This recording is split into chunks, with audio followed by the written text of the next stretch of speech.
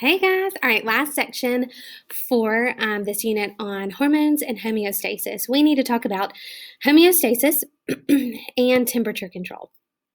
Now, the main key player in our temperature control is our skin.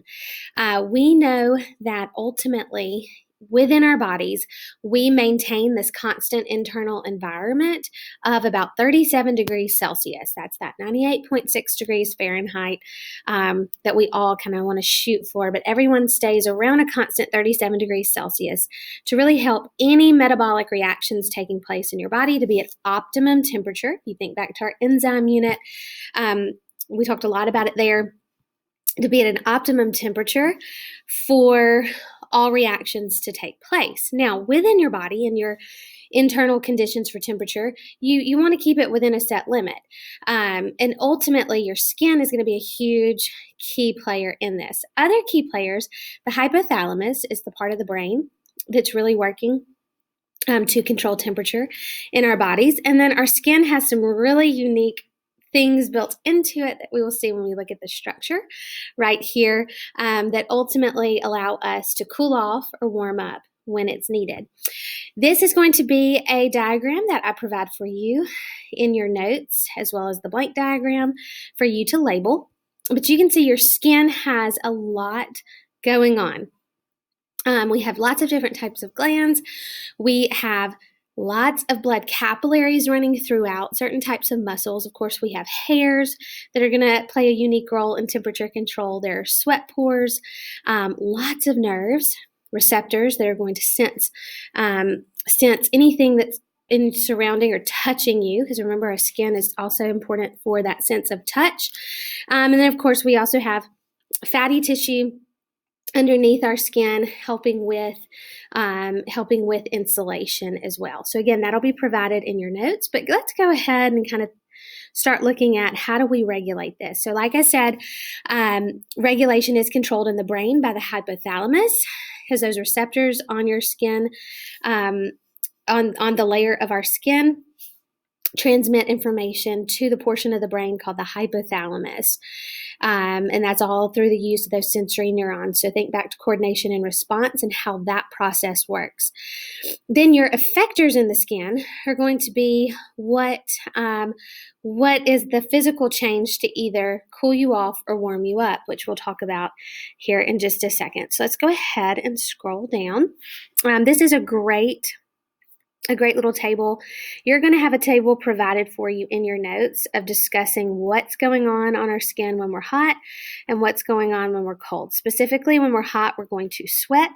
Sweating actually provides a layer of evaporation on your skin. So the reason why you sweat is because that moisture on your skin as it evaporates actually provides a cooling effect. And then your hairs are going to lie really flat. This allows air to freely circulate. Again, as that air circulates, it will cool you off. And we call this just something called radiation. So it increases heat transfer to the environment by radiation. And then when we're cold, your skeletal muscles are going to contract rapidly. That's what makes you shiver. So if you've ever shivered when you're cold, it's ultimately to warm you up. That movement is going to help produce heat to warm you up. Now, when you're cold, the hairs on your arms and everywhere on your body are going to do the opposite of when you're hot. They are going to raise up, so they become erect. This allows a trapped layer of air around the skin, which also can act as an insulator, which can prevent heat loss by radiation. Okay. Again, that table will be in your notes. And then we need to talk about vasoconstriction and vasodilation. All right. So when we're cold, blood flow in the capillaries slows down because arterioles leading to the skin capillaries get narrower. That's known as vasoconstriction. So constrict. The vaso means veins. The veins constrict. They get smaller when we're cold. Okay, this is going to reduce the amount of heat loss from the body by radiation, because as less blood flows through the surface of the skin, we're getting to hold into our bodies more heat. Okay, this is why when you're really cold, your hands might turn a little more white. And think about, for some of us dealing with better circulation than others, or less circulation than others, you can see your extremities starting to turn blue if there's less blood flow that from that vasoconstriction trying to trap in heat.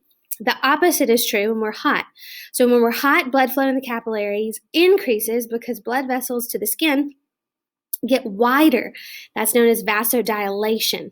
So the veins, they get wider, allowing more blood flow to flow through. Think about when you're really hot and someone looks like they're really red in the face or their skin looks really red. This is the concept of why, that vasodilation, allowing more blood flow.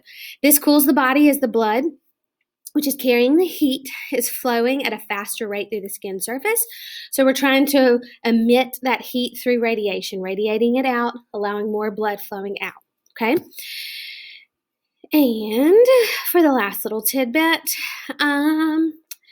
we have just the responses when the skin is cold.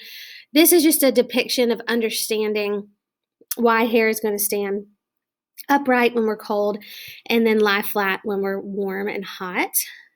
And that's pretty much it. So you can pause it here, read through this, move on to your CFU, your activities for the day. And guys, we did it. We're done with this unit. Very proud of y'all. Take any type of, if you're moving on to your test review, I can't remember exactly what's in the module, but it is listed for you. Good job, guys. And y'all did great.